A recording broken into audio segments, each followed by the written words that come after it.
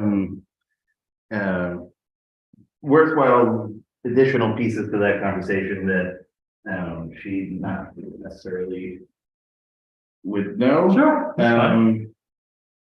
But yeah, because it actually is like most things. It's a conversation about personalities and people as much as it is about the technical piece of it. So the one thing I learned is the technical part of the job is actually very technical. Yeah. And if you want to take it seriously, there are lots of things to learn and programs to learn how to use and things like that. Mm-hmm. But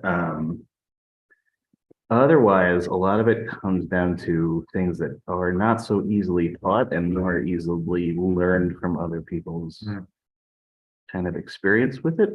Oh, wow. And it's been a very interesting learning experience, as these things go. Yes. You have to learn how to change a tire in a car to some degree. Yeah, no, behind. And then there were other factors, but definitely something I'd be happy to. All right. Good job, everybody. Good job, Kevin. Everybody. Everybody. You can literally mean that actually. Yeah, that's very easy. To the entire world. Shout I guess Australia at this point. Yeah, probably might be right. For just about everybody else. else. Had our experience, but yes, very good. Okay, so we're gonna get started right away. Page 186, or about the page.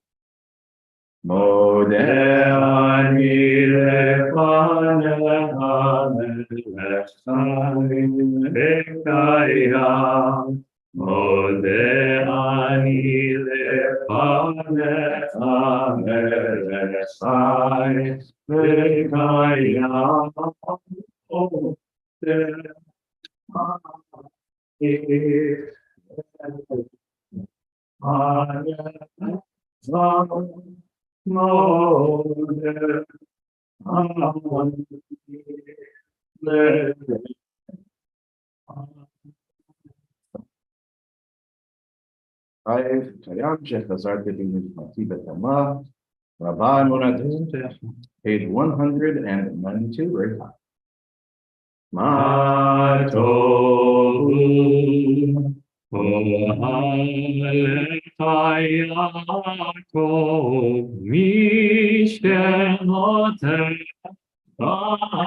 Israel.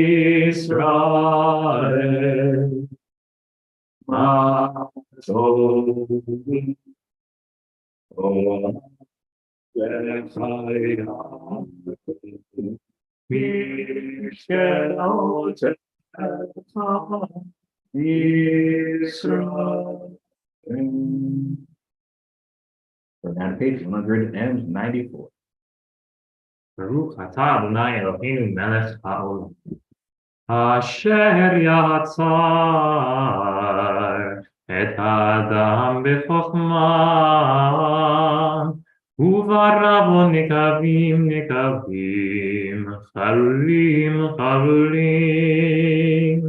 galui v'yadua lifnei chisei kevodecha שאם יפתח אחד מהם, או יסתם אחד מהם, אי אפשר להתקיים, ולעמוד לפניך, ברוך אתה אדוני רופא כל בשר.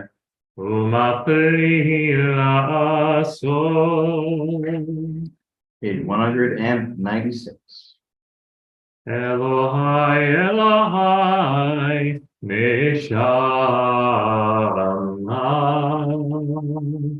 Kenatata bi tehorai. Ata veratach, ata yitzartach, אתה נפחת בי, ואתה משמרך בקרבי. אלוהי, אלוהי, נשמה. Kenatagi Tehorai. I always think this after I do that every time where I hear all the aspirated H's, because something that I heard from a teacher of mine was that there's all of this extra breath that's used in the prayer. It's a what's called a mapik in grammar, which everything is directional. So it's toward, you have given this, you have given this, it's all directional. That's true. But there's also the second imbued meaning that with Elohai Neshama, literally that my soul, your neshama, your breath that you've been given, there's a lot of this extra little sound that I like to include in it. So there's atav v'ratah, atayitzartah, bi. It's just adding that extra breath, that extra neshama, that extra nishima into the prayer. So that's why I do that. Yeah, the little dot in the name. Whenever you got something like that, share it, because that's the kind of stuff that we would never know. But you're absolutely, I've always wondered why, like in certain places where that H sound at the end, what do you call aspirated H? Yeah. Because again, atav v'ratah just means you created with that little dot there is literally it grammatically. So I didn't bring that up. Wow. Yeah, no, but that is really springtime. The learning ones, yeah. But you're never being through a learned one. Certainly me.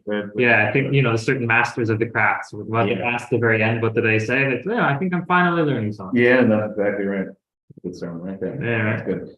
Baruch atah Adonai asher bi'ado nefesh kol chai v'ruach kol b'sar. And we're now at page 198. We'll rise in body or spirit.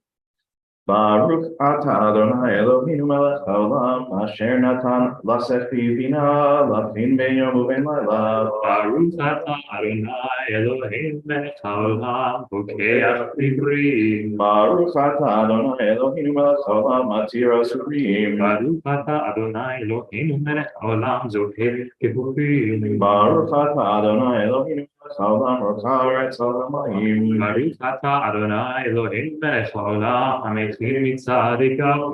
Baruch atah Adonai Eloheinu melech haolam malbish arumim. Baruch atah Adonai Eloheinu melech haolam hanoten layaif roa. Baruch atah Adonai Eloheinu melech haolam hamavir shinam einai utzimcha me'afai. Baruch atah Adonai Eloheinu melech haolam she'asani b'tselem Elohim. Baruch atah Adonai Eloheinu melech haolam she'asani be'elohim. Baruch atah Adonai Eloheinu melech haolam she'asani Yisrael. Baruch atah Adonai Eloheinu melech haolam ozer Yisrael b'tivram. Baruch atah Adonai Eloheinu melech haolam ozer Yisrael b'tivram. Please be seated. Let's read together on top, middle of page 205.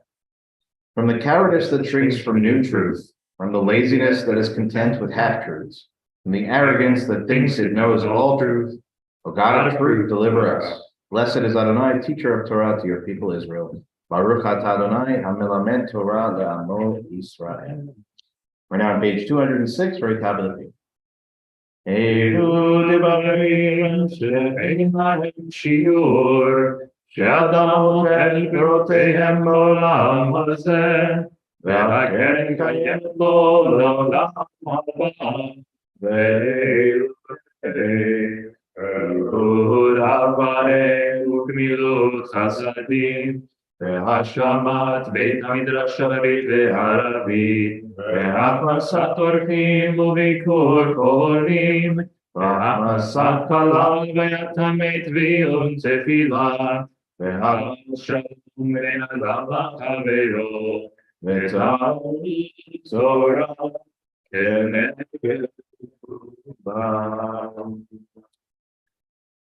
Rise again in body or in spirit as we turn to page 212 for the opening blessing of Pezukei de Zimra. Baruch She'amar Baruch Oseh V'Yishir. Baruch Omer V'Oseh. Baruch Ozer U'Mekayem. Baruch Merachem Al Haaretz. Baruch Merachem al Habrilo. Baruch Meshalem Sachar Tov Lireah. Baruch Harlaad Vekayav Anetzach. Baruch Hodeh Umatzil. Baruch Shemo. Yishbachot Uzmiot Hayadecha. Unshabech Hanapecha Vaskirshim Kavaram Nitucha Malkinu Eloheinu. Yachid Olamim Melech Mishupach Mokorah Deyat Shemo Agadol Baruch Atah Adonai Shemo. Melech Mekulah Batishbachot. All right, friend. Good Shabbos. Great to see you. Wow, Shabbos. Good, you got company. Yeah. Wonderful. Wonderful. Almost there. Oh. Getting there. Page 214, 200 down from the top.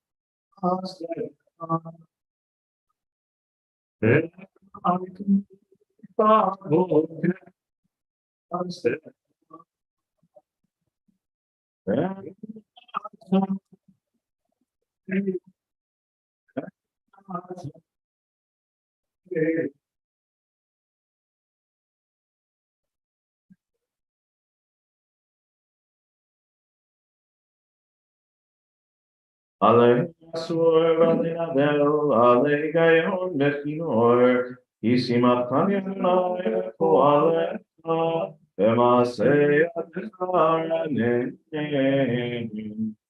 Magadu, Maser,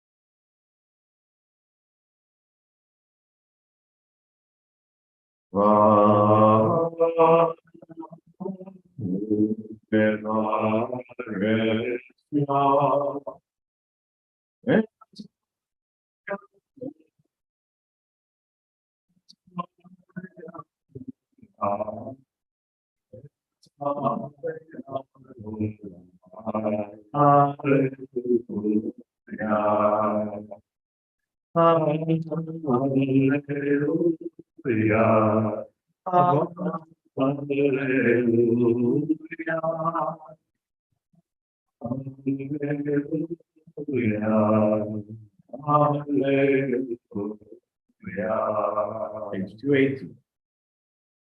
Hallelujah, hallelujah, hallelujah. Hallelujah, hallelujah, Hallelujah, hallelujah, hallelujah, hallelujah, hallelujah, control, hallelujah, hallelujah, big God, hallelujah, oh, good Lord, hallelujah, hallelujah, hallelujah. Hallelujah, hallelujah, hallelujah, hallelujah, hallelujah, hallelujah, hallelujah, hallelujah, hallelujah, hallelujah, hallelujah, hallelujah,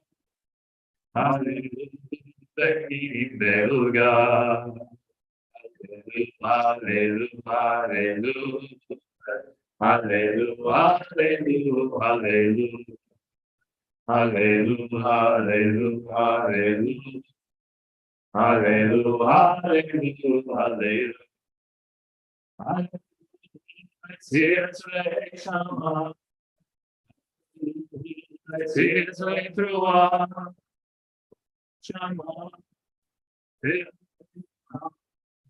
Hallelujah, hallelujah, hallelujah, hallelujah, hallelujah, hallelujah, hallelujah, hallelujah, hallelujah. Nishmat kol chai tevarech et shem Adonai Eloheinu.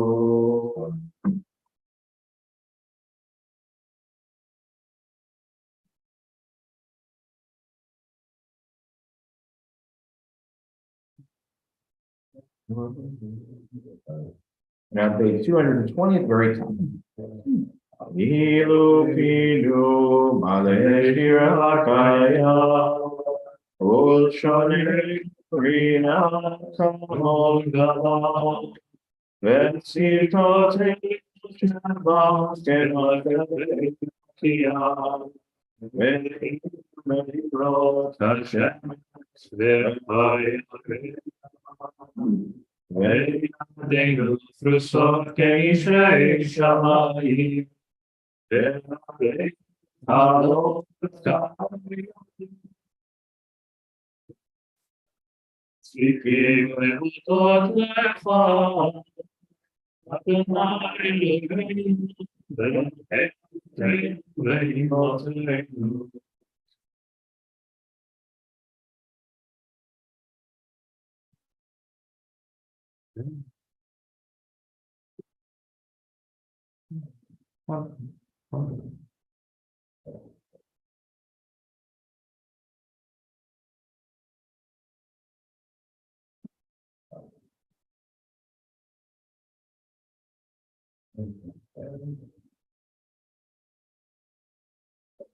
And then on page 222, Middle Hebrew Pattern.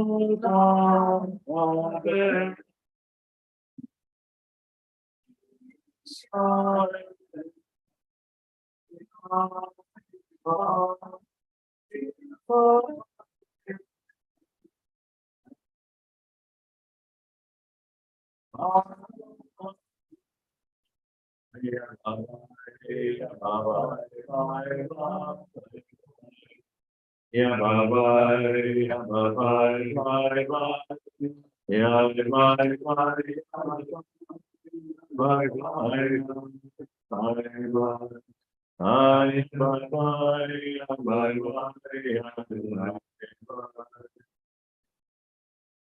Now rise in body or in spirit for the concluding blessing of the Zugi the Zimra on page 223. Remain standing through the Chatzi Kaddish on the Baruch on the next couple of pages.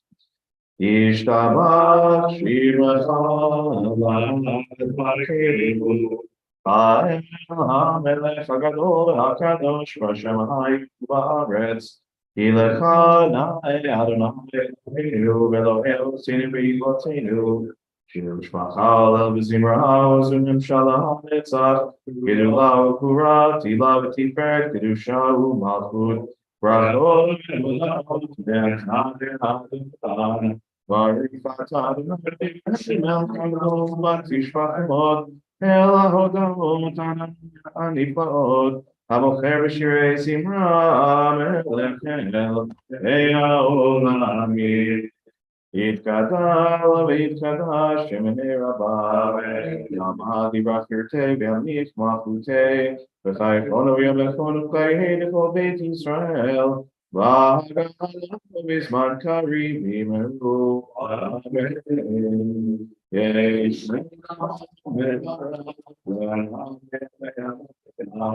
V'yiparach v'yishamach v'yitvar v'yidrumah v'yitnaseh V'yitadar v'yitale v'yitalal Sheminei Dekluhu Shal Le'va V'berchata v'shirata Tishbechata v'nechamata V'yiram v'yamah V'yimeru Amen. Baruch Hu et Adonai HaMevorach.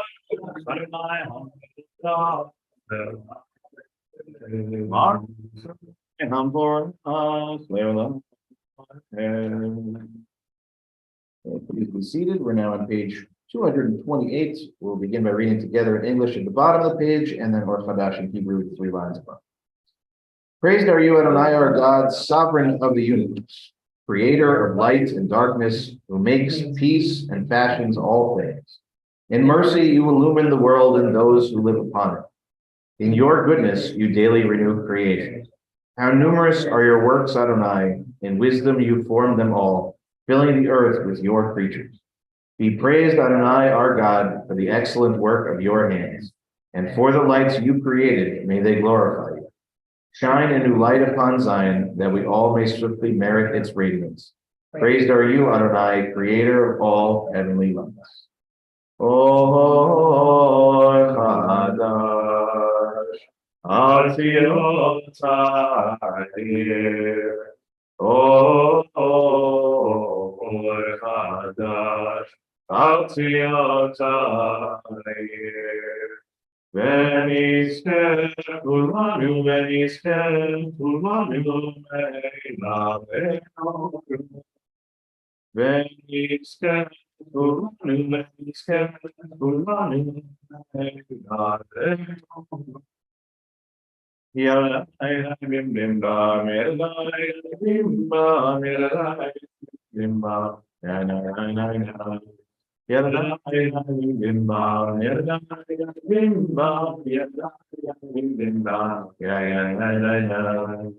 atah Adonai Yotzer HaMe'orot.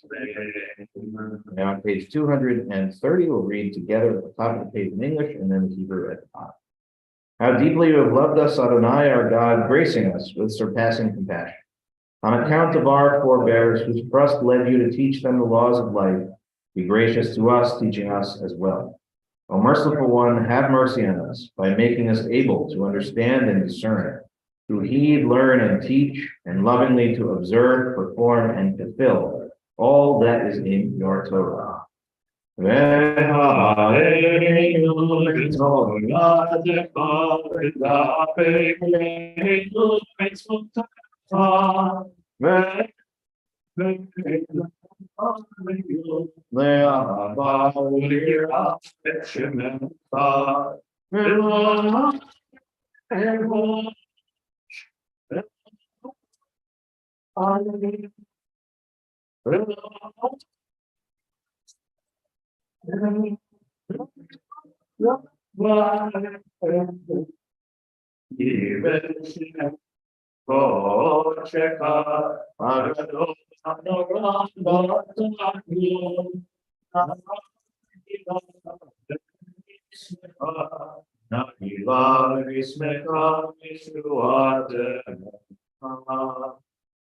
והביאנו לשלום מארבע כנפות הארץ, ותוליכנו קוממיות לארצנו, כי אל פועל ישועות אתה ובנו בחרת, וקרבתנו לשמך הגדול סלע באמת.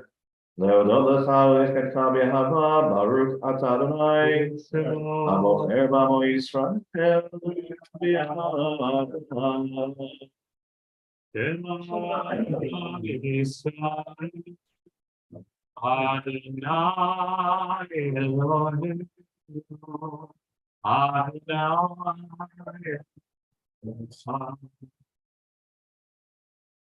Please join us on page 234.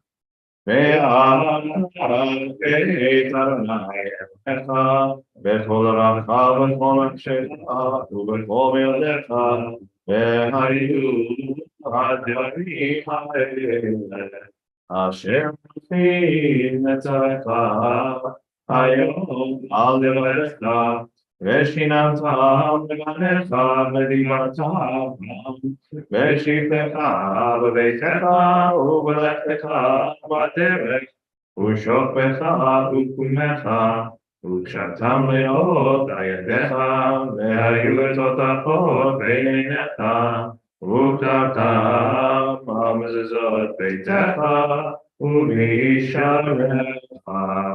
Page 236.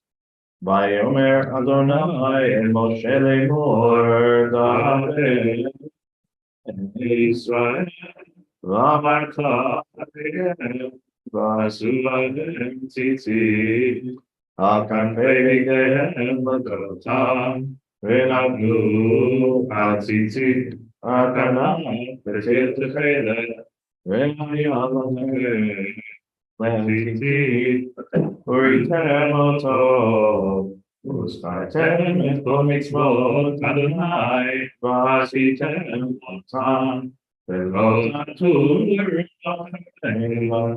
לרעכם אשר אתם זונים אחריכם, למען תזכרו ועשיתם את כל מצוותי והייתם קדושים עליכם. אני אדוני אשר הוצאתי אתכם מארץ מצרים להיות לכם אלוהים. אני אדוני אלוהיכם. Amen. Turn down to page 238, 4 lines up from the middle of the page in תהילות לעליון ברוך ומבורך משה ומרים בני ישראל לך שירה ושמחה ורוחמה מלחמות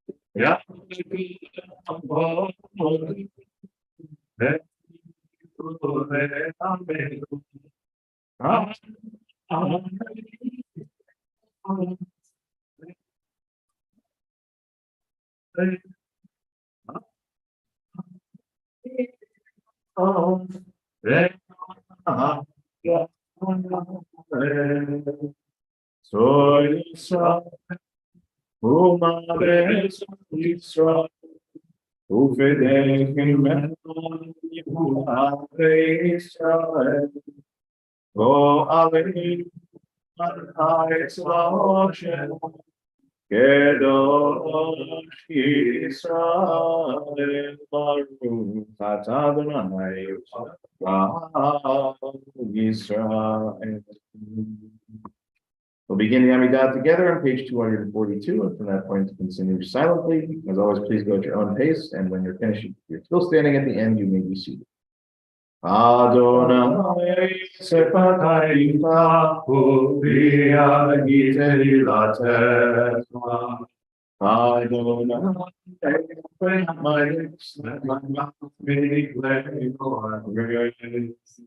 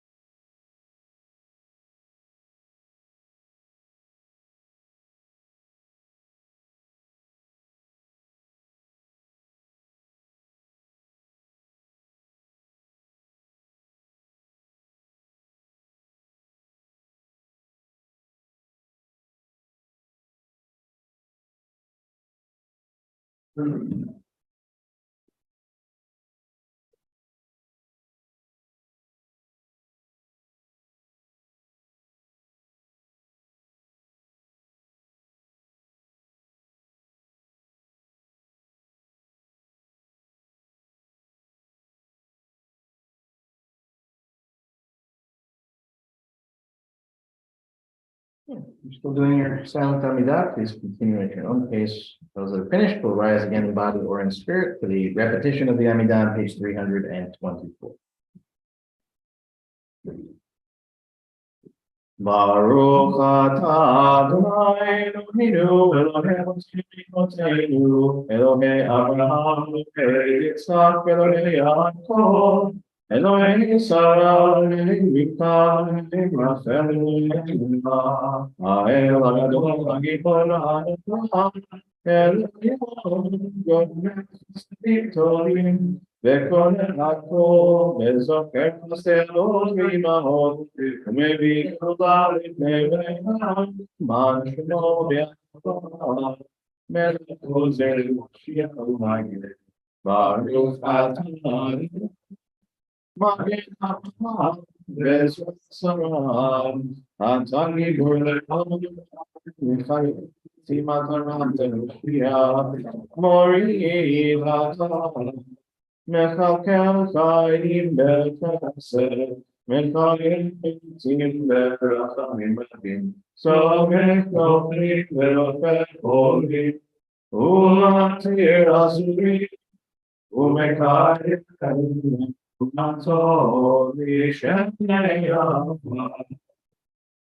מחלקות חלפת גברות, ומתחמך מלך ממיתו וחייך, ולהצמיח ישועה, למען אתה לחיות מתים, ברוך אתה מחיים המתים.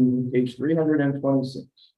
נקדש את שמך בעולם, כשם שמקדישים אותו בשמי מרום, ככתוב עין נביאך, וקרא זה ואמר.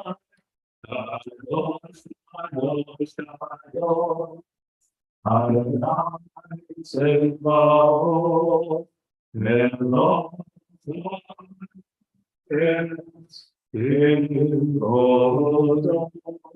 עתירה ליבנו אדוני, ובני עתיר שמך בכל הארץ.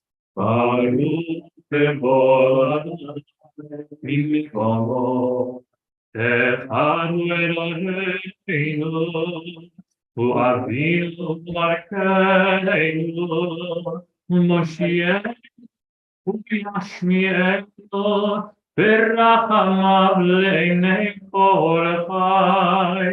אני אדוני אלוהיך, ימלוך אדוני לעולם, אלוהי ציון, לדור ודור.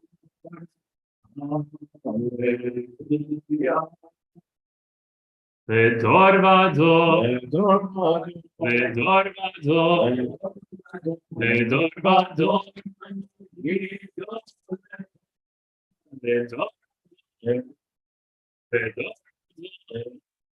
לדור ודור.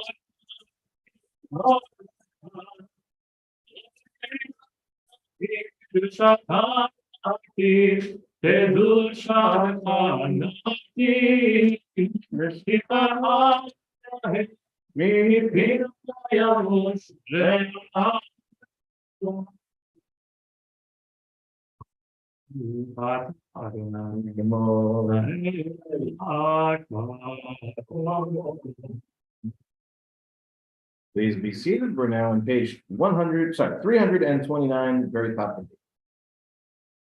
ישמחו למלכותך, שומרי שומרי שומרי שבת וקוראי עונג שבת. ישמחו למלכותך, שומרי שומרי שומרי שבת וקוראי עונג שבת.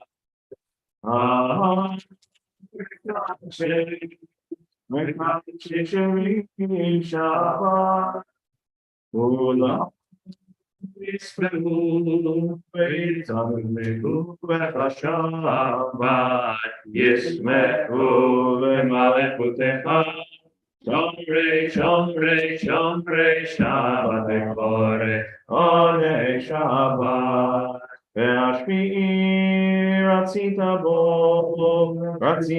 v'kidashta Shabbat, Emnat yami, Oto kerata Shabbat, Yismechu lemalechutecha, Shomrei, Shomrei, Shomrei, Shabbat, V'koreh, Onei Shabbat, Yismechu lemalechutecha, Shomrei, Shomrei, Shomrei, Shabbat, V'koreh, Onei Shabbat. Zecher Maseh, Maseh Bereshit Shabbat. Zecher Maseh, Maseh Bereshit Shabbat. Yismechu b'malechutecha, Shomrei, Shomrei, Shomrei Shabbat, V'koreh Onei Shabbat. Eloheinu, Eloheinu, Etzeinu, Chatzeinu, Kadesheinu, Mitzvotecha, V'teinu, Toratecha,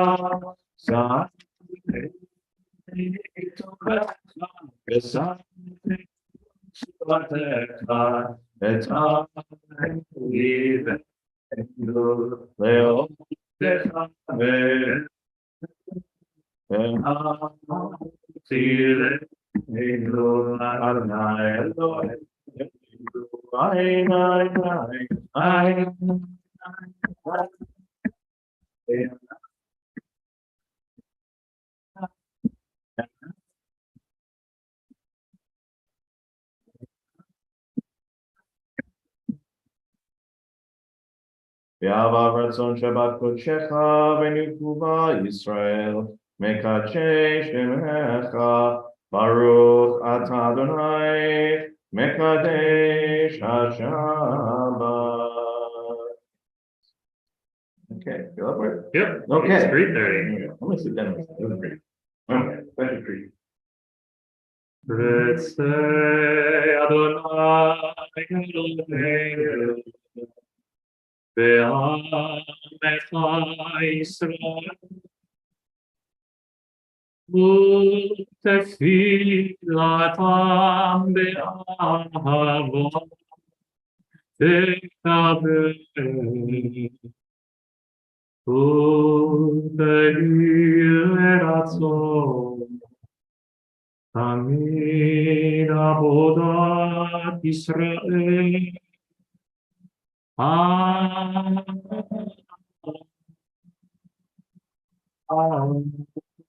Israel Amecha Et harot Merson Decha befanu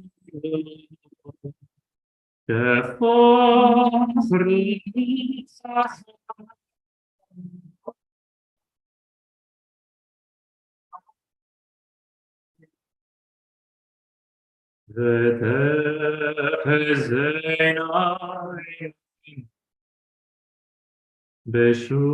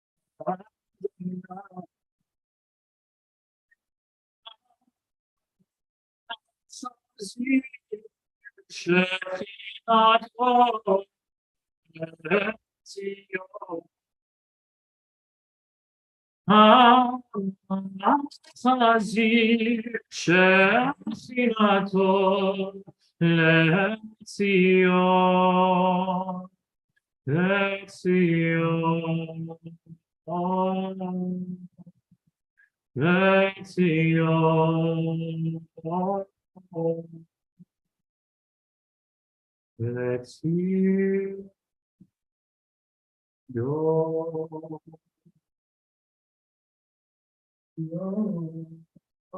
Yep. Let's see y'all. Okay, we're going to turn to page 332, very bottom of the page. We'll read together anyway. For the expanding grandeur of creation, worlds known and unknown, galaxies beyond galaxies filling us with awe and challenging our imaginations, Modim Anach. For this fragile planet Earth, its times and tides, its sunsets and seasons, Modim Anach. For the joy of human life, its wonders and surprises, its hopes and achievements, Modim Anach.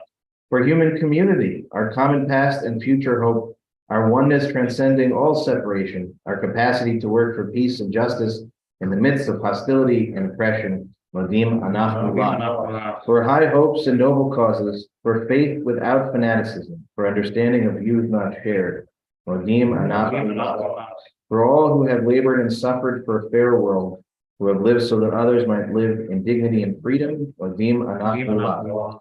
For human liberties and sacred rights, for opportunities to change and grow, to affirm and choose, Modim Anach.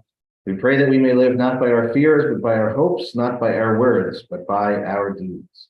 Baruch Atah Adonai Hatov Shimcha V'Chana'eh V'Hodot. And on page 334, Sim Shalom, very top of the page. Sim Shalom Tova Ubracha. ועל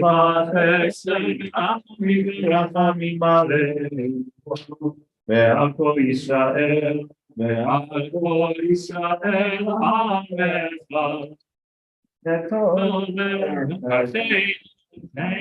לנו אחד, ובורפניך, כי בפניך נתת לנו אדוני.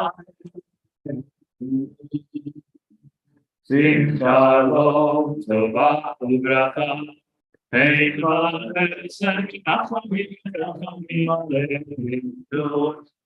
כל ישראל, ועל כל ישראל עמך,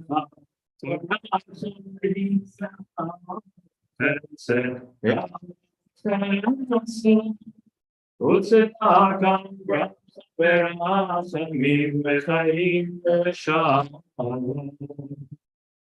שים שלום, טובה וברכה, ועל כל ישראל, ועל כל ישראל עמך, וטוב את עמך ישראל, ובכל שעה ישמרך. שים שלום, טובה וברכה, וחסד ורחמים עלינו, ועל כל ישראל, ועל כל ישראל עמך, ברוך אתה אדוני המברך את עמו ישראל בשלום. Let's read together on the top of page 337. Prayer is not purely an act. All things pray, and all things pour forth their souls. The heavens pray, the earth prays, every creature and every living thing. In all life there is longing. Creation is itself but a longing, a kind of prayer to the Almighty. What are the clouds, the rising and the setting of the sun, the soft radiance of the moon, the gentleness of the night? What are the flashes of the human mind and the storms of the human heart? They are all prayers, the wordless outpouring of boundless longing for God. Oh, shalom Israel, say shalom Aleinu, and our God Israel.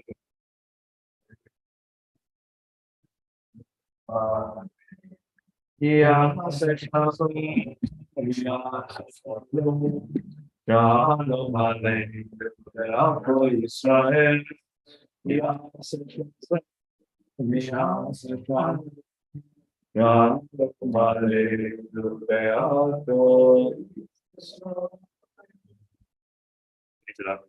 All right, good Shabbos, everybody. I think we can have a little break. Beautiful on that side. Yeah. And Evan, you're the robotic man now all of a sudden. Well, a little bit. You sure you don't need anything more comfortable? Like we have a chair in the office we can pull up so you can put your leg up. All I need is an ACL. Yeah. Hospital for Special Surgery will help you out.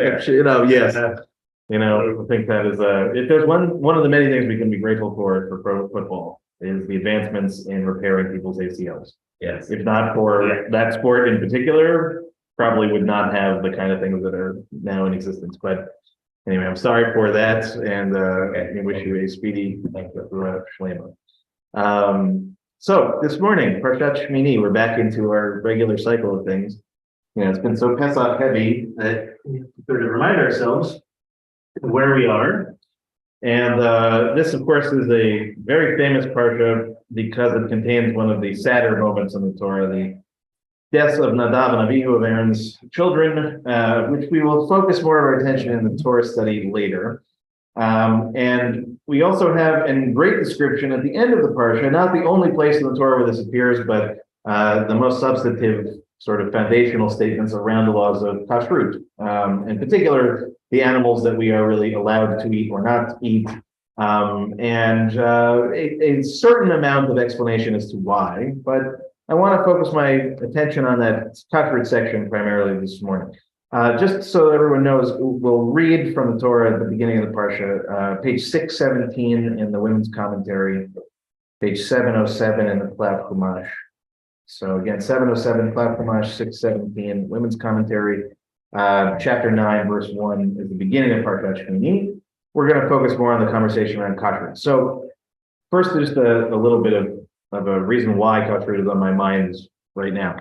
So as most of you know, right, I didn't grow up in the Reform movement. I grew up in the conservative movement, although my family sort of has a lot of different permutations of Jewish practice. Primarily, we grew up in what I would call a sort of mainline conservative halachic household, in the sense that, right, Shabbat was not Shomer Shabbat, but Shabbat was important to us. We had Shabbat dinner every week. We lit candles every week. More often than not, I was in shul than not in shul.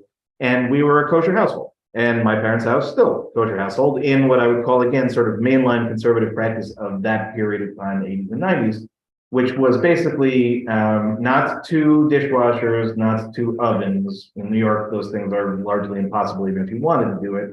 But certainly two sets of dishes. Certainly did not mix meat and milk, did not bring any non-kosher animals into the home. And most of our products were also hechsher conscious. So my favorite classic example of this as a child was only being able to eat Hydrox cookies rather than Oreos, because Oreos, until a certain point in time, had a derivative of cow hooves or pig hooves in it or something gelatinous that allowed it to be what it was. Changed since, and now has a hechsher, which is lovely. Anybody who knows anything about Hydrox will tell you that it is an inferior cookie in every way, but beloved to me in a lot of ways, which I won't go into in a great description. And that basically, you know, we not only would not mix meat and milk, but would follow the sort of practice of, if we ate a meat meal, it was a 3-hour wait before we could have milk, and it was the reverse. It was an hour's wait if it was in the other direction. Okay, so sort of standard kashrut fare. That has not been my personal practice for some time. My kashrut practice is I held on to almost everything. What I don't do is consume any of the forbidden animals, a lot of the stuff that's described here, because to me, it's the clearest part of what the Torah expresses. The other elements of it are very much mixed up in rabbinic considerations, and some of those considerations that I broadly do not follow, not just as far as laws of kashrut, but simply across certain sort of layers of this. But I've been finding, especially lately, that the further away I am from that, the more I appreciated my upbringing, and the more that I actually realized that something feels a little bit off to me in that change in my practice.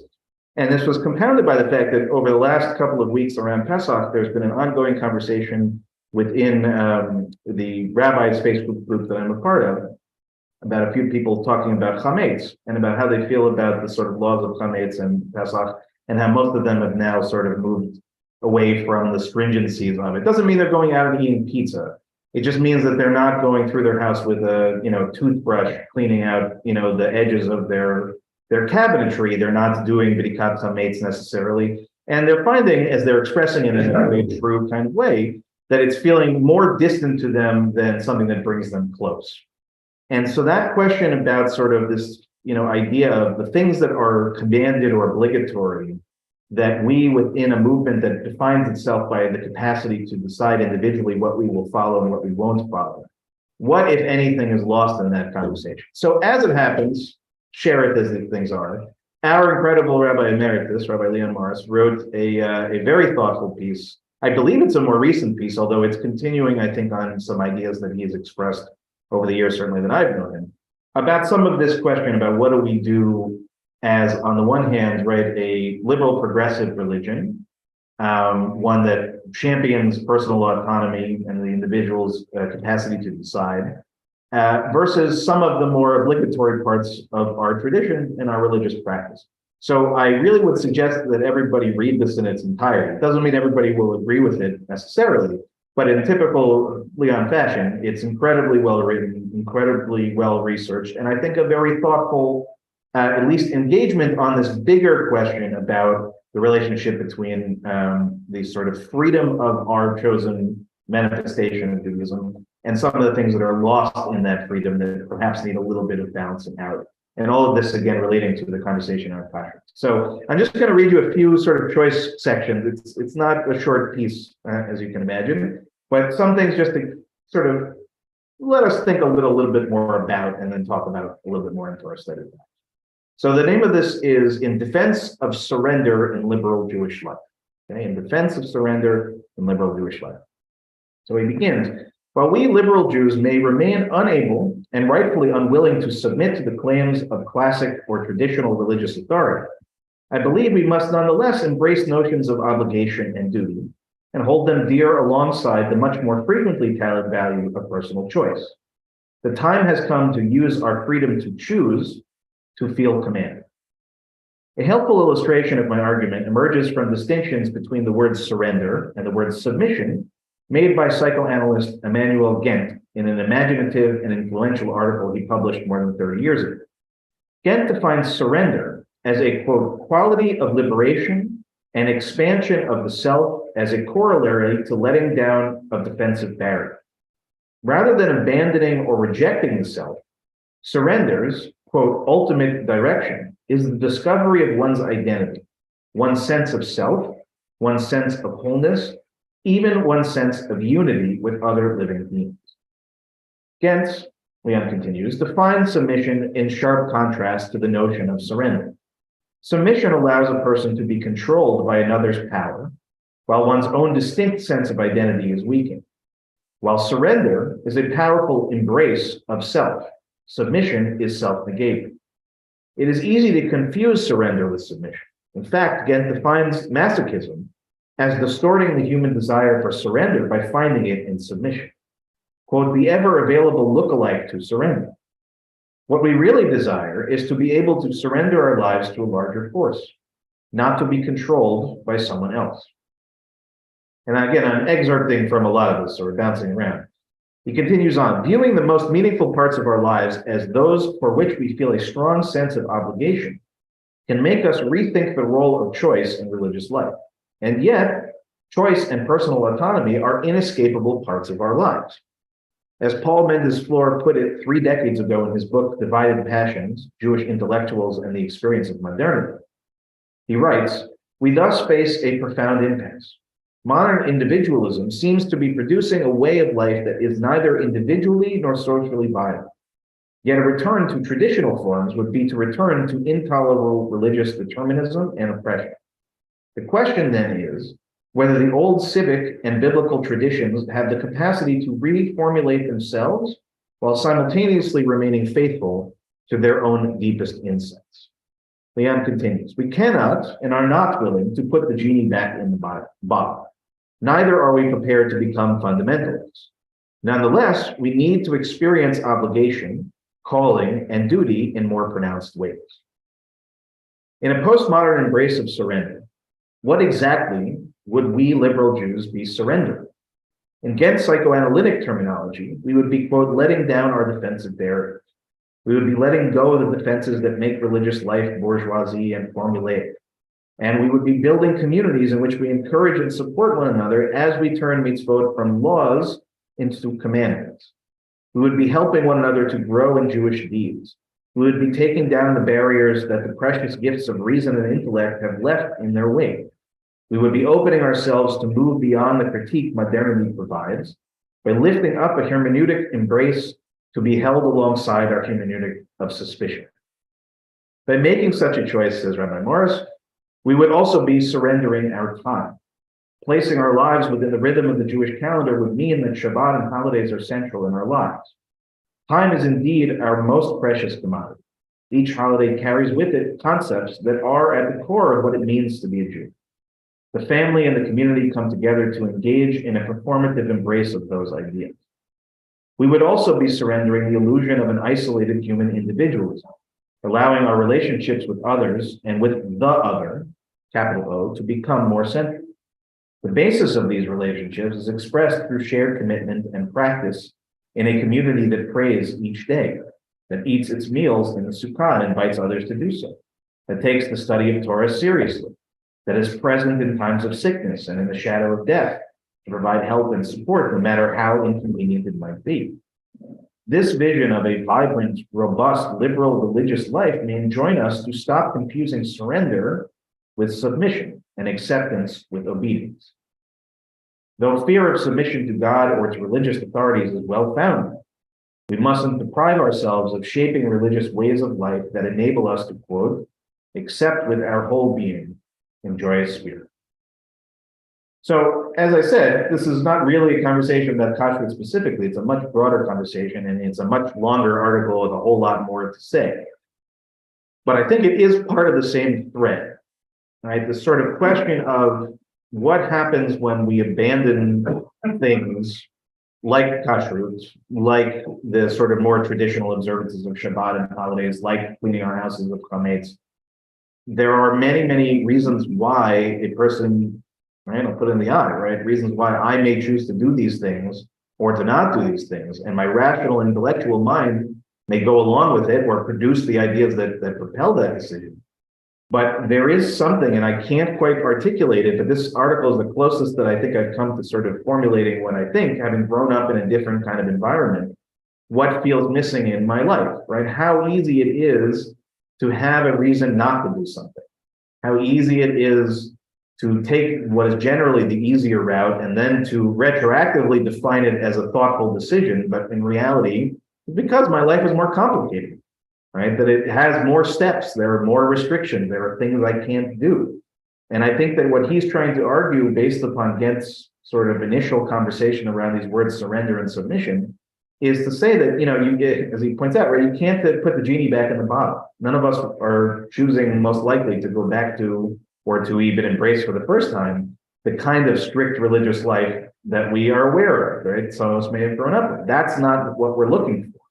But at the same token, to not have any sort of connection to the, not just individual obligatory things, but the communal obligatory things, right? That sense of what does it mean to embrace a concept of kashrut? What does it mean to differentiate oneself based upon the things that we either eat or don't eat, the actions that we take, the activities we engage in, the days in which we are willing to do things or not do things?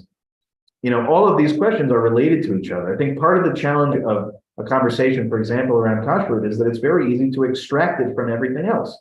You look at it simply as this is a set of laws about a specific set of things that we either do or don't do, eat or don't eat, and they exist on their own, and we either reject them or accept them. But I think the problem, and I think what Leon has been trying to talk about really since as long as I've known him, is that it's all connected to each other. So on the one hand, right, you can look at this as a sort of a la carte buffet and just pick the things you like and take out the things that you don't like. But it's more like a human body. If you just simply took out an organ, right, or took off a limb, it doesn't function the same way that it functioned before.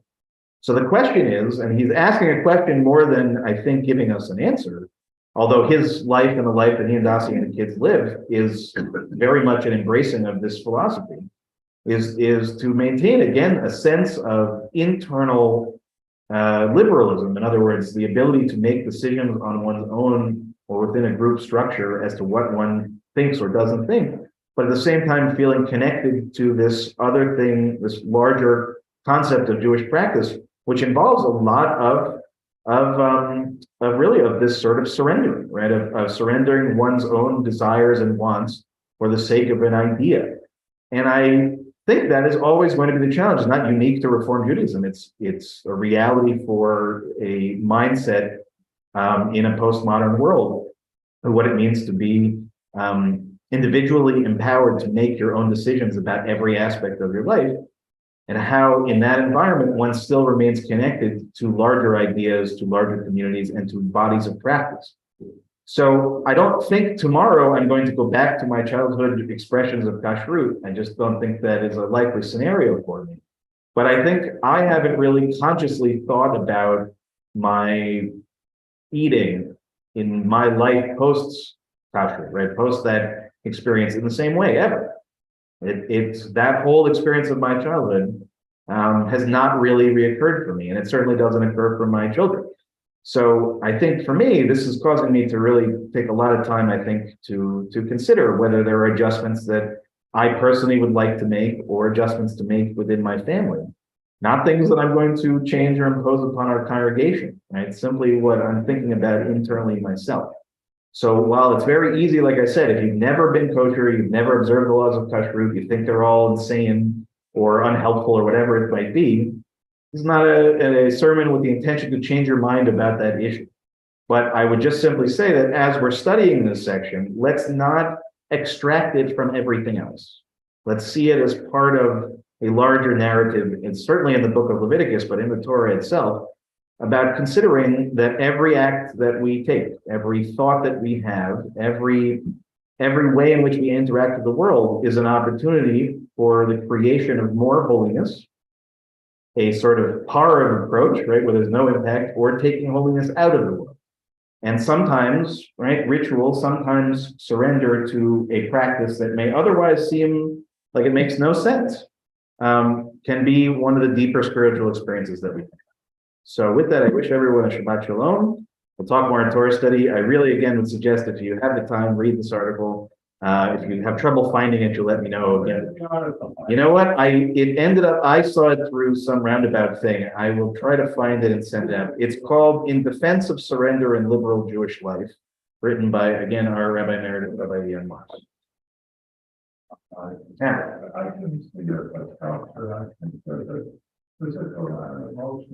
Okay, say more. Feeling Sure. staying back on Right. Right. And for a longer time, Sure. Sure. I it was almost Yeah, no, for sure. We've all, yeah. almost Yeah. it was almost a confession Yeah. to my father. No, I'll tell you the very quick famous story of my first foray into non-kosher experience. It was a friend's birthday party at the Hard Rock Cafe and whatever, it was like 50 something street in those days. I don't know if it still exists. And, father's not there. And I'm looking at this menu, the guy says, order whatever you want. So of course, what's the first thing that appears, right? Bacon double cheeseburger. Bacon double cheeseburger. So I ordered this bacon double cheeseburger. I don't even recall whether I liked it or not. It was that piece was immaterial, but something immediately inside of me was like, oh no, this is not good. You're going to hear about this somehow or another. It's going to get back to you and you're going to hear about it. And, sure enough, that's what happened, but it wasn't like, some hammer that came down, right? It ended up being actually an interesting kind of conversation. And, in those days, it's, seventh grade, right? That whole age is about trying to push boundaries and experiment with things that you're not supposed to do and all that stuff. But it was interesting, and talking to him was sort of this realization that, he wasn't trying to control my life by telling me what I could and couldn't eat, right? He was trying to show me this experience that both my mother and my father, right, in their households growing up, had this experience, and it was formative for them. And, I think in the end, it is both physical and emotional. I can tell you this much. In the years that I was, as kosher as I would not describe myself as having been any healthier, right? My life was not any healthier. I wasn't eating healthier foods. I didn't feel healthier in any way than I did after that. It had nothing to do with that element of it. And people can make the argument about, all this as being health conscious or whatever it might be. No. It was just that, for a kid, it's really interesting trying to teach a child, especially these days, to have an internal discipline of any sort is a great challenge. It's not that kids aren't disciplined or aren't capable of understanding what discipline is, but trying to get them to have something directly in front of them and have them on their own say, I'm not going to do that thing or take that thing or turn on that television or grab that iPad or eat that candy or whatever it ends up being, especially right now, is a great, great challenge. Largely because the world as a whole has moved further and further away from sort of that kind of systematic element of self-discipline. But, Fran? Yeah, I was going to say, I grew up in a similar environment for a long time. Right. The family were kosher. My Right. grandparents, we had two family houses, my grandparents lived downstairs. We were kosher. It was not a hardship to do at all. Right. It was something we shared. And I have no regrets. Sure. It's completely moved. Right. And I was collecting kosher meat from my mother, from Right. whatever things in the practicality changed. Yeah. I had, opportunity to think a little bit about some of what you said in the last week during the Passover, because even though for probably 50 years, I've gone and, observed practices in Reform Judaism. Right. I grew up in a different environment and observed also for 8 days. Right. A few years ago, I said to myself, Right. I'm gonna reform enough Right. to say days, I'm going, Right. I'm going. Right. to 7. Right. And with, trepidation. I Yeah. have to say. It's a big shift. A certain amount of guilt, but it's fine, I did it. But I just think there's another balance in terms of, what Leon's, in terms of proposing, Sure. and that is, yeah, it's nice to, or whatever conceptually, to restore some of those other certain practices, but I think in this day and age, it's important to embrace younger new audiences and to Right. expand. So I think I don't think that actually that Leon would have any disagreement with that, because I think what he's suggesting is that kashrut is probably not the answer, right? And becoming Shomer Shabbat is probably not the right answer. The question is a bigger question of sort of, if those are no longer the elements of surrender, so to speak, that would be, palatable to our communities. What other kinds of things could we conceive of that would give us the same kind of feeling of basically giving up that, while we are possessing of the capacity, right? Each one of us right now could leave here right now, go down the street and buy whatever you want to eat, right? Could buy whatever you want to eat, literally anything on this block alone. Could do that. There's something that keeps us from walking down the street and ordering whatever that thing is, right? That doesn't make sense for us. That sense of sort of, again, that self-discipline of surrender is what I think he's arguing for. He's choosing a particular word. I don't know that surrender is going to work for most people. I don't think that word is going to fly for most people. But I think his main concept is this idea of, if we are, because of the concept of liberal Judaism, the concept of liberal thinking in general, if we are empowered to make our own decisions, what is the thing that's going to keep us from making the decision that is simply, right, the one that makes us feel good, right, or the one that makes us happiest, right? Being happy and feeling good are wonderful, important things. They're not the only important things. If we only did the things that made us happy and made us feel good, our entire society would fall apart. Part of the way that Judaism conceives of all of this is that there is a sort of holy requirement between people and between us and God, and the things that limit us from the kinds of consumption that will happen in an unfettered environment, in which, if we have the financial capacity where we literally are not limited by anything, what do we do with it?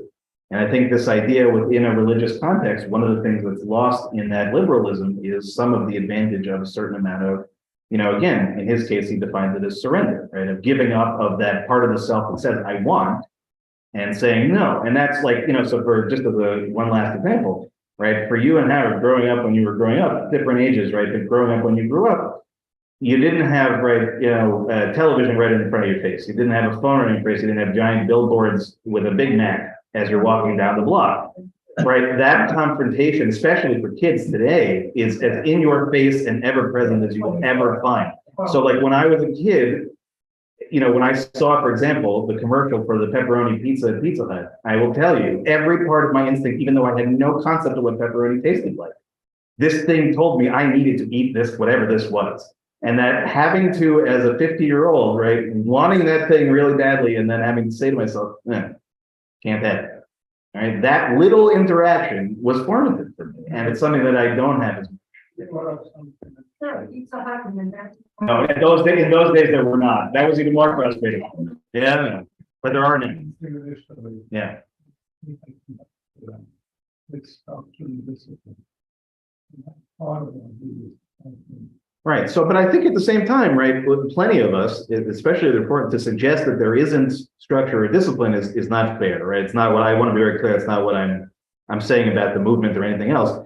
I'm just saying that I think what Leon is touching on is actually what I'm hearing from my colleagues about a lot of things, is they're having a really hard time sort of differentiating or defining, what does it mean if Reform Judaism is X, right? What are we? And what are the things that bind us together? What are the parts that connect us? If everybody is choosing to do whatever they want all the time and in whatever way that they want, how do we hold that piece together? And I think that's a real question. It's not a question that has an answer that at least that I'm aware of. It's a question I think we have to wrestle with. But as Leon says, right, not putting the genie back in the box. We're not going backwards. We're not trying to, reestablish fundamentalism. But I think what you have seen in just the last 50 years of the reform movement is a radical shift from what once would have been considered, right, walk into Temple Emmanuel with a kippah on, they would have told you to get out, right, to a very different kind of world and scenario, right? And Kevin's the most in tune with it right now because he's in school.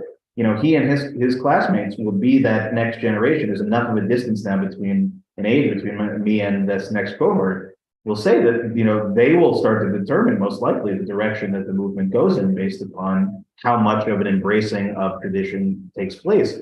Because, right now we're in sort of a pendulum swing situation. All right, Marcia left, and then we'll zip it. Yeah. Reform style that says No. how is reform? Yeah, so it's a great question, and the answer is yes and no. So it's different than, so for example, right, in the Orthodox world, in essence, not only is each temple autonomous, it's not entirely, we're all part of a union, right? We're part of the URJ, the Union of Reform Judaism. URJ has certain capacities in which, if they decided to, could push certain kinds of things. But the basic concept is that each individual congregation makes decisions, for example, around halakha, right, of what laws to observe within Jewish practice within a community is entirely up to the body of the synagogue itself. And more often than not falls onto, for better or for worse, I'll say clergy, but more likely than not, whoever the senior rabbi is of the congregation. And that phrase, what's called Mora Da'atra, is the idea within rabbinic Judaism that whoever the rabbi is of the local community is the rabbinic decisor, unless there is a challenge to in which you go up an appellate court system to the next higher person, or if they don't know the answer to something, you go to the next higher up. But generally speaking, whoever is in charge of that community determines what is acceptable, not acceptable. So that's why, Reform congregations can vary quite significantly in their practice, and why we exist at all within the Reform movement is because, that the idea is never said you can't be this or you have to be that. It's really, again, about what does the community want to embrace or not, and who's leading the charge in that discussion. But there is, for example, CCAR, right, the ACC, the Cantors Union, the Rabbi Union. We have, ethics boards, we have, leadership, we have all sorts of things that do put certain kinds of controls and constraints and, and all that, but not, for example, like the conservative movement, which has I think it's 16 rabbis large, maybe has been expanded, called the Committee of Laws and Practices, if I remember correctly. And they determine halakha for the movement. So, classic story, just as a last word, my brother Jonah, one of our cousins was getting married to a wonderful guy, not Jewish. So at that point in time, not only was it not permissible for a conservative rabbi to officiate in that case, which still isn't acceptable, but he couldn't even be present at it. I couldn't even be in the room, lest he run the risk of losing his connection to that union. So thankfully, this was a wedding that took place in a tent. So his clever solution was he stood 1 foot outside of the tent and was able to be there and listen to it and all of that. But in the end, that was a consideration that he had to make about what he was allowed to do or not allowed to do. And to make a long story short, one of the main reasons why I am a Reform rabbi and not a conservative rabbi or even a Reconstructionist rabbi is because I did not like that scenario with one bit. I did not want to be in that position. I did not want to be in a position where I was being told by an anonymous group of people what I could and couldn't do in general. Having said that, one of the advantages of having a committee like that is that there is no confusion, right? There is a conversation, there's a debate, there is a whole lot of back and forth. There's a tshuva that's written, that's made public, and everybody can decide in the end, if it's really that extreme of a decision that they don't agree with, they can leave the movement. But that's what the movement is.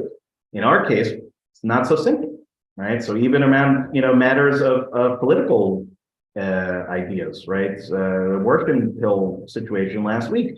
Right, CCR came out with a very strong statement about it, as I'm happy that they did. But that doesn't mean that speaks for every Reform community or every Reform Jew. Right, plenty of Reform communities in parts of this country that are more red than blue, and do not necessarily agree with the statements that are made on their behalf by the union, and it causes a lot of strain.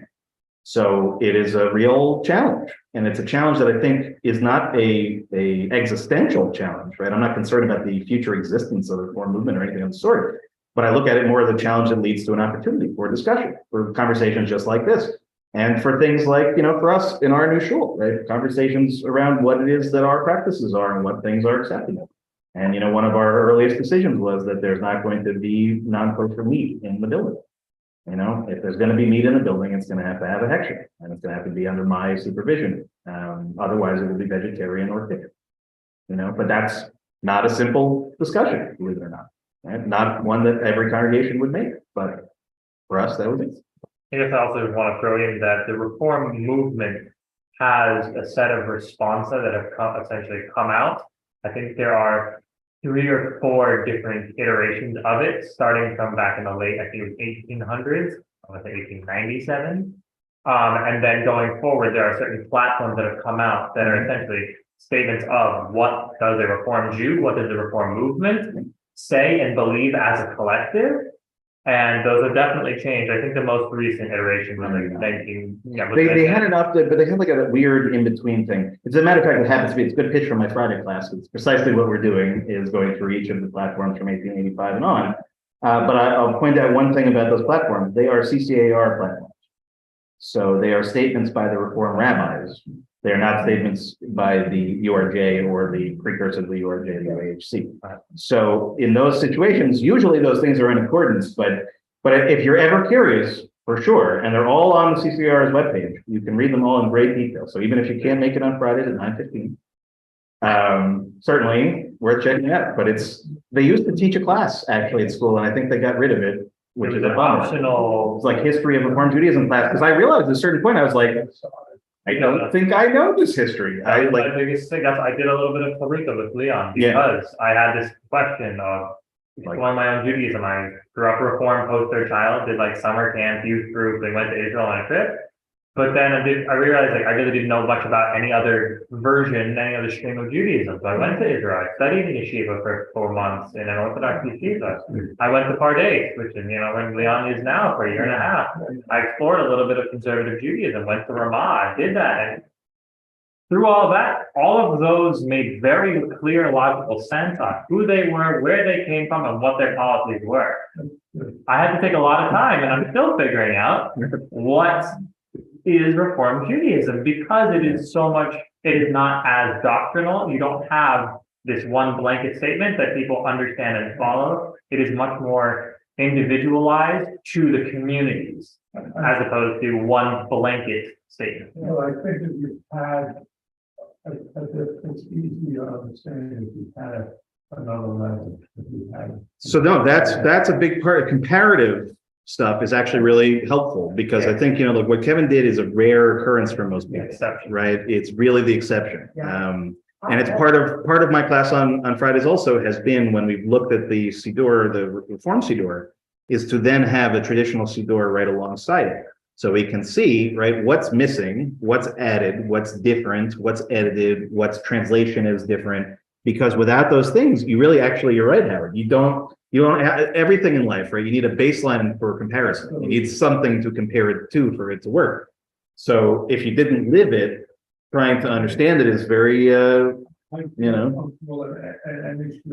I know, but that's, but that's one of the things that makes you Howard. That's because you're a man. Well, that's also true.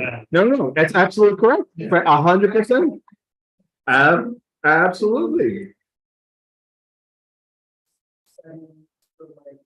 So as an adult, one of the things that my rabbis told us, go to different synagogues. Right. So I went to one day I went Saturday, I stopped in West Hampton on the way out. Sure.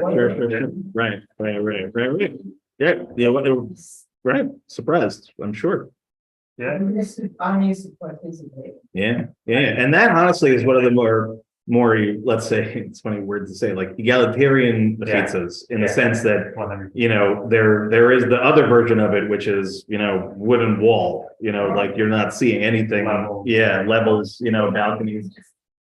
For sure.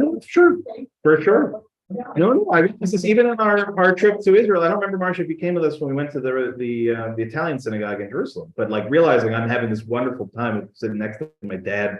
It's the whole thing is so fascinating to me. And then I kind of look up and realize that half of our group is sitting up, but yeah, all upstairs behind this like wooden thing that I can't even see them. And then I realize it's like, this is really challenging. But I'll just say one last word. I know I've said that a million times. One of the underlying curricular goals that I have for our Hebrew school, in realizing that our students are not going to learn to daven the way that I learned to daven. They're not going to know the Aleinu by heart. They're not going to do the Ashrei as part of their B'nai Mitzvah.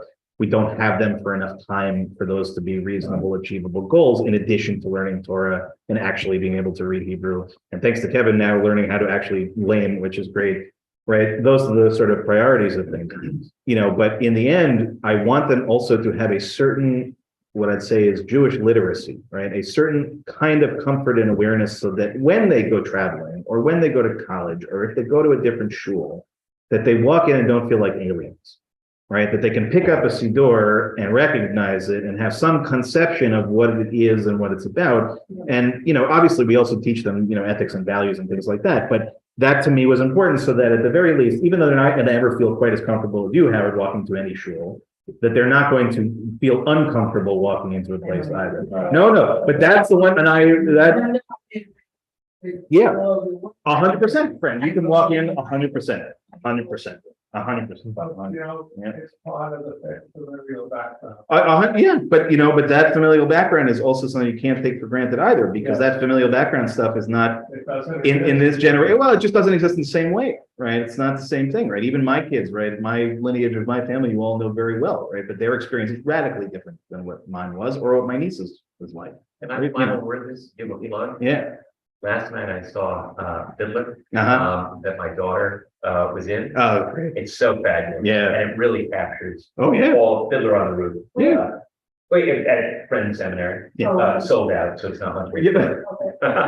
Just goes to show you, by the way, how wonderfully Jewish Friend Seminary is, which I love. It's a wonderful school. Yes. We used to play them in basketball and get beaten. Yeah, on 15th Street, but a lot of it is captured in it, and it's an interesting dialogue as a capstone to this. Sure. And then the question is it inherently anti-Semitic? Fiddler? Right. Because it spoofs so much of the tradition, but I think that the essence that I take from it is the tradition. As soon as the tradition is compromised, you see Tevia's structure, which is similar to Howard, not making you Tevia as a room, but it changes because of what the people interact, Jews and non-Jews, and men and women, and they cross the line in the synagogue, and then it becomes a slippery slope if you're trying to maintain the tradition. But the question is, do we hit an equilibrium where Judaism survives, even though the temptation of not being traditionally halakhic is impossible to maintain this? So basically, we're living in the post-Fiddler reality. The story of Fiddler, in essence, is tied to the story of American Judaism. The reason we have as many variations as we have is because of that exact break that takes place. So some people then re-entrench and become as traditional as possible, even to an ultra point of view, and some break completely and become entirely secular. And then the rest of us are in the space in between trying to figure it out. So Reform was the first to get to that conversation. Conservative broke off from that, Reconstructionist broke off from that, Renewal appeared out of the ether. But Reb Zalman himself is a combination of various permutations of people also. So it's not a question of sort of right or wrong or yes or no or whatever it might be. But that conversation in Fiddler is what it is. The question about whether it's anti-Semitic because it spoofs things, that's a different conversation, which we'll have another time. But it's interesting. I never heard anybody phrase it that way. All right, a lot to consider. Thank you guys for, this used to be a big part of our drashes actually on Saturday morning. It's more of a give and take than a human direction thing, which is nice. Okay, but we are a bit behind schedule. So we're going to turn to page 362. We'll rise for Seder Kriyat Torah. And Evan, goes without saying, you do not need to rise, nor should you rise. Just stay with your knee wherever you need to be. Okay? and come upon Please, me. my Lord, night, myself, my Oh,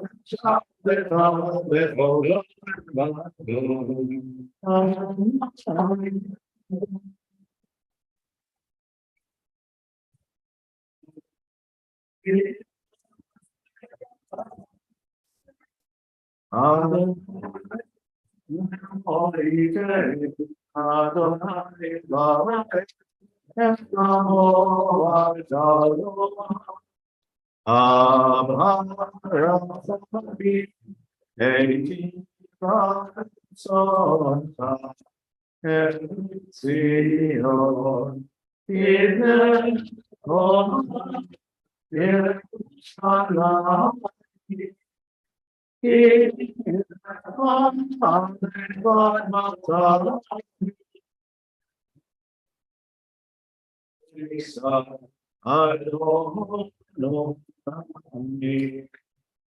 Inizion Torah. Inizion Torah. Udivar Adonai. Baruch Shenatan Torah. Baruch Shenatan Torah.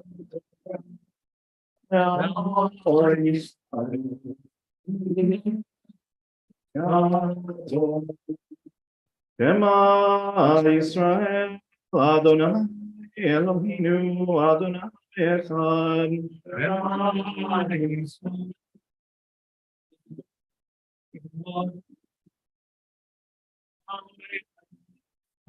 Echad Eloheinu Gadol Adonai Kadosh Shemo.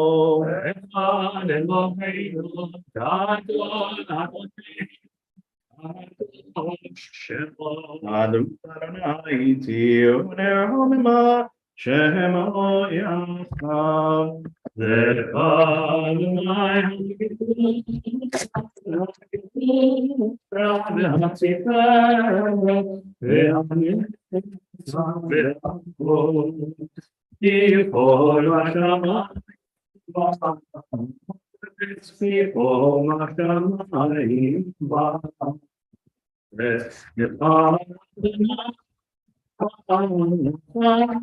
Tell me not say like all Romelu Adonai V'nishtachavu le'harkocho Romelu Adonai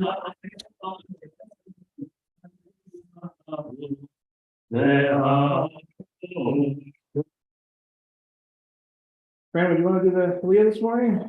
Okay, so just a reminder, for the beginning of the Parsha, page 617 in the Women's Commentary, 707 in the Plout. We're going to do the first 10 verses of chapter 9. So at some point or another, it gets the verse 10 there. Let's stop. Nine Finish 10 and then through 10. Yeah, through 10. Okay, so okay. Oh, you know, yeah. There we go. Okay. Baruch Hu et Adonai Hamavarach. Baruch Adonai Va'ed. Baruch Atah Adonai Eloheinu melech haolam asher bacha banu mikol ha'amim v'natan lanu et Torato. Baruch Atah Adonai noten haTorah.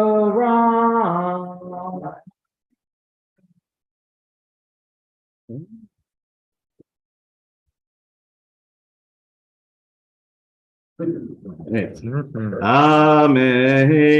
Vayhi bayom hashmini kara Moshe laharon ubanav uleziknei Israel. Vayomer el Aharon kach lecha Egel ben bakar lachatat ואין לעולה תמימים, והקרב לפני אדוני. ואל בני ישראל תדבר לאמור, קחו שעיר עזים לחטאת, ועגל וכבש בני שנה, תמימים לעולם, ושור והיל לשלמים, לזבוח לפני אדוני, ומנחה בלולב השמן, כי היום אדוני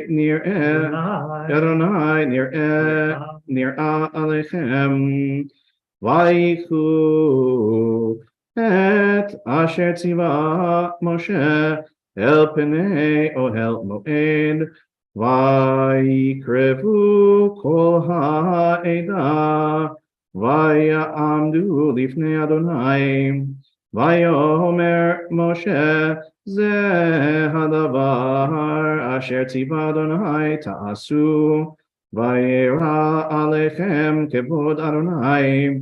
ויאמר משה אל אהרון, קרב אל המזבח, ועשה את חטאתך ואת עולתך, וכפר בעדך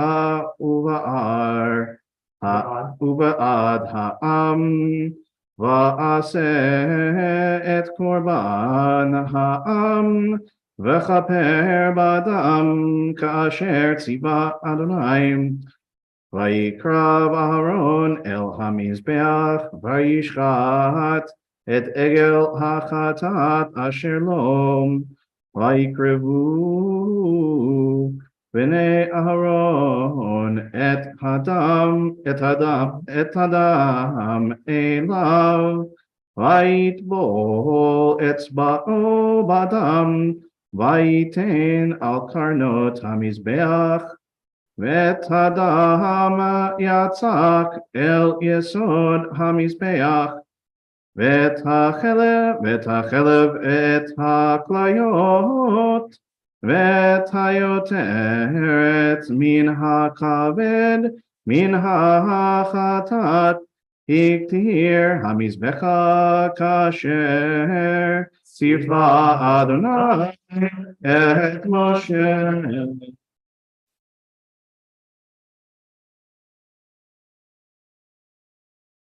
Baruch atah Adonai Eloheinu melech haolam, asher natan lanu Torah emet, v'chayei olam nitah b'tochenu. Baruch atah Adonai noten haTorah.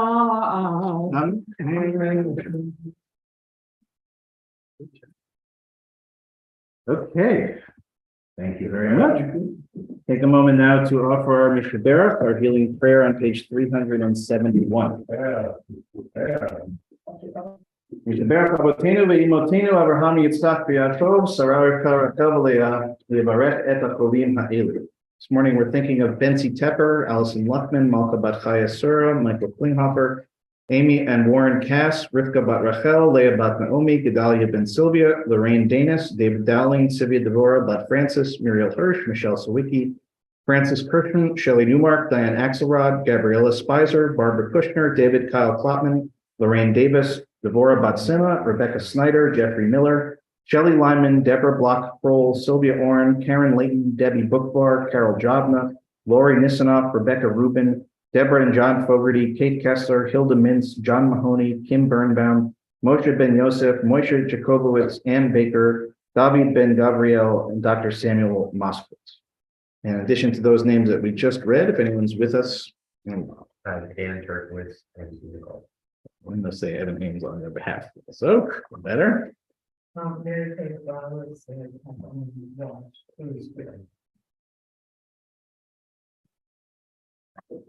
Lauren, Mark Newman, Mary Miller, John Graham, Michael Black, Michelle, Meredith, Elizabeth, Selena, Diane Schwartz, Roberta Kyle, Lily, and Jackson, and John Stapleton, Gloria Brown,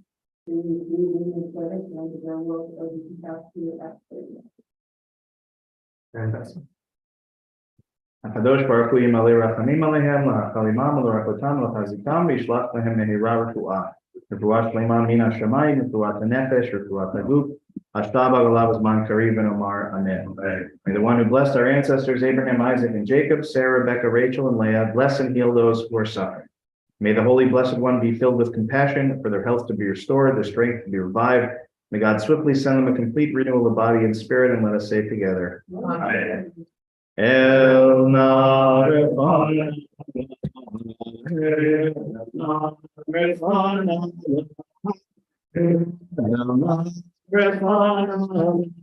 Refuah Shelema, Elna Refana, Elna Refana.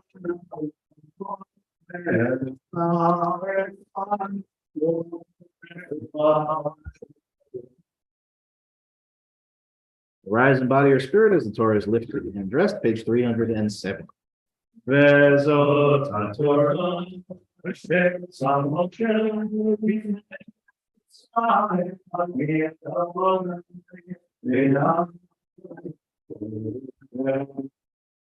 Torah, Torah, Torah, Torah, Torah, Torah, Torah, Tziva Lanu Moshe. Torah, Torah, Torah, Torah, Torah, Torah, Torah, Tziva Lanu Moshe. Torah, Torah, Torah, Torah, Torah, Tziva Lanu Moshe. Torah, Torah, Torah, Torah, Torah, Tziva Lanu Moshe. Okay, we'll turn it over to Cantor Kevin for our Torah this morning. It's found on what page? We found on page 729. You read 2 Samuel chapter 6, verse 1 to chapter 7, verse 17. So you'll do whatever parts you feel. Yep. And then in our Mishkan Tefillah, the blessings before and after can be found on page 372. And again, the Haftarah itself is 2 Samuel 6, 1 through 7:17. And the cloud commentary on page 729. Baruch atah Adonai Eloheinu melech haolam asher bachar b'neviim tovim v'ratza b'divreihem hane'emarim be'emet. Baruch atah Adonai abocher b'torah u'moshe abdo ובישראל עמו, ובנביאי האמת והצדק.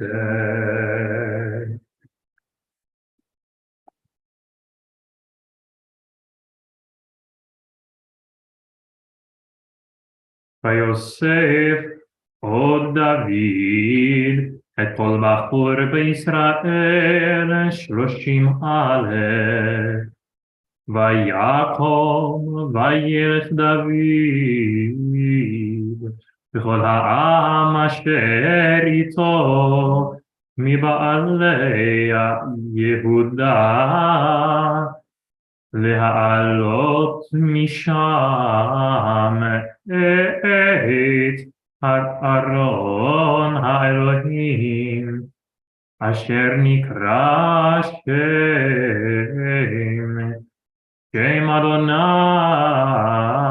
צבאות יושב הקרובים עליו וירכיבו את ארון האלוהים את העגלה החדשה ויישאו מבין אבינדב אשר בגבעה ועוזה ואחיו בני אבינדב נוהגים את העגלה חדשה וישאו מבית אבינדב אשר בגבעה עם ארון האלוהים ואחיו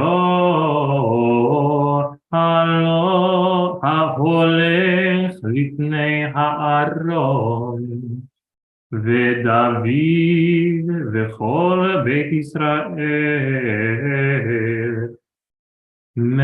משחקים לפני אדוני בכל עצי וראשים ובכנורות ובנבלים ובצופים ובמנענעים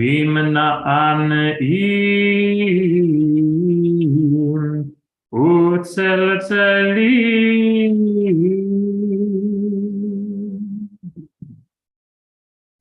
But once they got to the threshing floor of Nachon, and the oxen nearly upset the cart, and Uzzah reached out and seized hold of the ark of God, and the Eternal grew furious with Uzzah, and God struck him down on the spot because of his disrespect. There he died next to the ark of God. David, distressed because the Eternal had broken out there against Uzzah, named that place Peretz Uzzah, and so it is called to this day. That day, David was so terrified of the Eternal, and he said, "How can I let the ark of the Eternal come to me?" So David was not willing to have the ark brought to him at the city of David.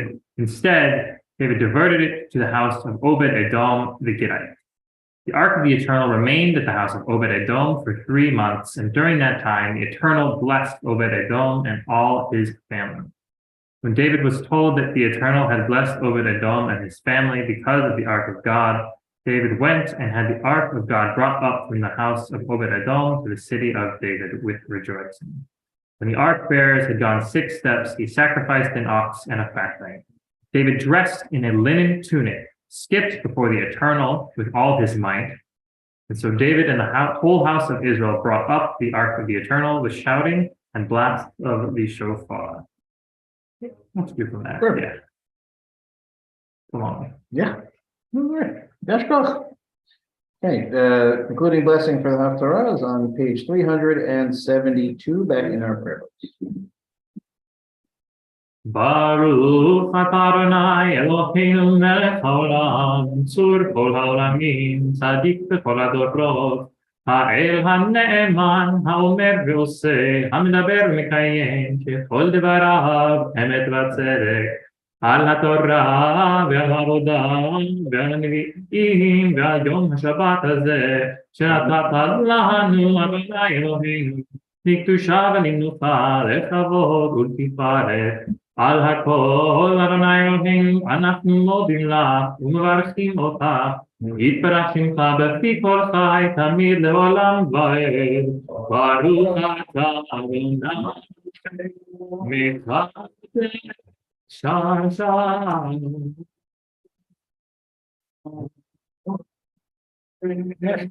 Very nice. Okay, we're going to turn now to page 376. We'll do a prayer for our country in the middle of the page. Thus says Adonai, this is what I desire, to unlock the fetters of wickedness and untie the cords of lawlessness, to let the oppressed go free, to break off every yoke. Share your bread with the hungry and take the wretched poor into your home. When you see the naked, give clothing and do not ignore your own king. If you banish the yoke from your midst, the menacing hand, the evil speech, if you offer compassion to the hungry and satisfy the famished creature, then your light shall shine in darkness. Now a prayer for the state of Israel, page 377. Avinu Shabashamayim Tzur Israel V'Goalo Barech et Medinat Israel Reshit Smichat Kulatenu. Again Aleha Be'evrat Chastecha Ufros Aleha Sukat Shlomecha Ushlach Orcha Me'avincha L'Rasheha Sareha V'Yoatzeha. V'taknem be'etzah tova mi'lefanecha v'natata shalom ba'aretz v'simchat olam le'yoshveha v'nomar Amen. O heavenly one, protector and redeemer of Israel, bless the state of Israel, which marks the dawning of hope for all who seek peace. Shield it beneath the wings of your love, spread over it the canopy of your peace. Send your light and truth to all who lead and advise, guiding them with your good counsel. Establish peace in the land and fullness of joy for all who dwell there, and together we say, Amen. So rise as we conclude the Torah service on page 374. Yeah, hallelujah, Adonai, ki nisna shemo levado, od malek v'shani, v'yimharem ke le'avo, Ve'ila le'ol chasida. Di'ifei Yisrael angerovo. Alleluia, alleluia. Dilegato Dio en Torati altazolu. Esai lama tiba vetom melushar ve'la ve'otivotera shalom ashivenu adon Elem abenazua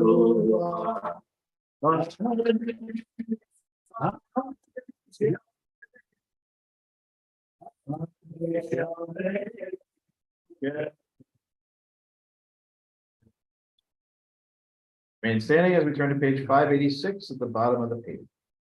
Aleinu l'shabeach l'adon hakol, v'ateinu l'agel sebreshit, Elo asanu k'gayei haratzot, v'lo samanu k'mishlachot ha'adama, v'lo samanu k'ayim, v'lo כחולנה, ואנחנו קוראים משתחווים ומודים לפני מלכים, אנחנו שמענו ונהמה ונהיים עבודה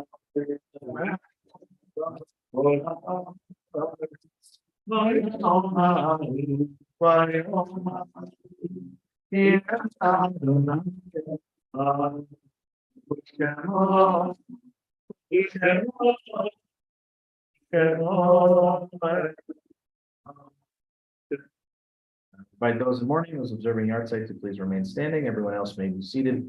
We think first of those who passed in our community in recent months: Martin Blake, Beverly Deshevsky, Sandy Greenwald, Dorothy Klein, Buddy Kossoff, Emmanuel Kiprios, David Lieberman, Norma Polsek, Marvin Schreier, Sandy Slip, Larry Wartor, Rita Weitzman, Yael Zerdar, Jane Beard Cass, and Morty Schwatzky. We also mark the yard sites that occurred during the last week for Michael Banner, Joyce Laufer Barretts, Shirley Block, Sheila Brick, Dora Gasworth, Stephanie Glazer, Jean Gottfried, Daphne Gabriella Hafner, Annette Heller, Dr. Edwin Heller, Max Giroux, Joseph Kirsch, Ray Meyer, Barbara Morse, Fanny Ratner, Harry Ronick, Pauline Sachs, Abraham Shockett, Emily Segelstein, Joseph Shatkin, Morris Kepper, Harry Weinstein, Hilda Wexler. In addition to the names that we just read, is anyone else saying Kaddish? Invite the mourners to join with me on page 590. Yitkadal v'yitkadash b'nei Rabbah. Amen. Ve'almad v'rach v'rutei ve'amlit machutei v'chayechonu v'yomechonu v'chayei v'chol Beit Yisrael v'agalav v'zman kariv v'imru. Amen. Yehei shemei Rabbah v'barach v'alam v'yamei ha'maya.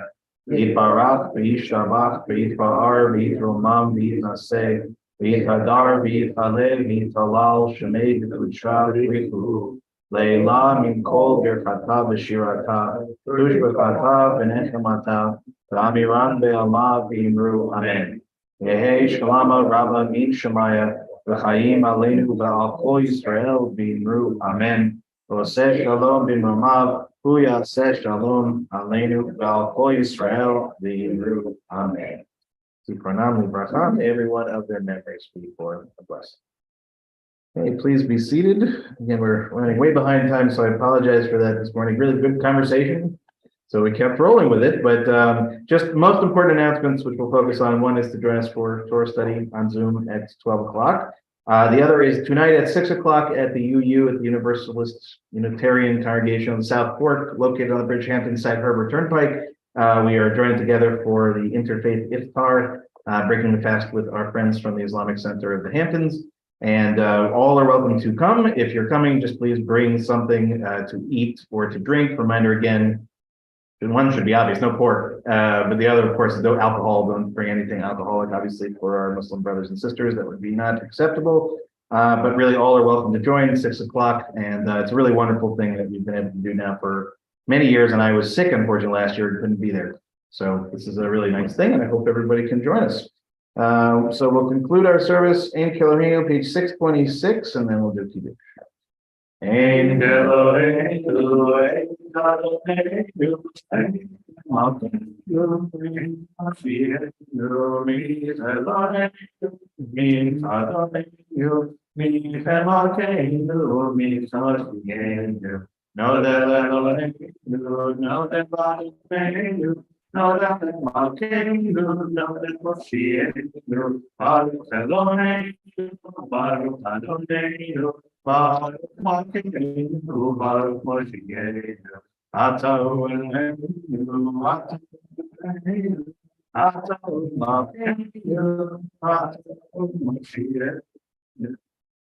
page 604, Kiddush.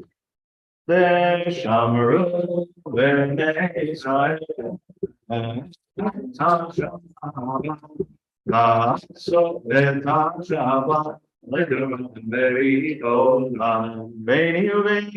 Israel, Oti Leona, Oti Leona, Ben Shamru, Ben Israel.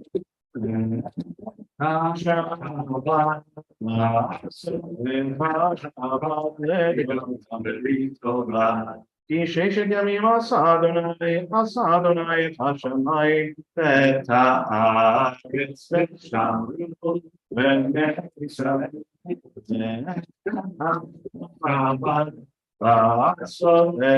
Shabbat, Ledor Tameri Tola. Ubayom Ashvi, Shabbat, Vainafa, Shabbat, Vainafa, Shabbat, Vainafa, Special Bene Israel. Shabbat,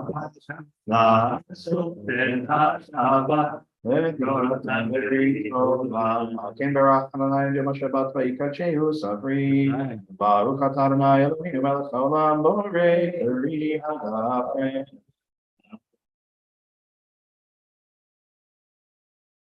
Okay, Shabbat Shalom, everyone. Sorry again for the longer than normal service, but thank you for a great conversation. I had to call up Andrew Kevin. Okay,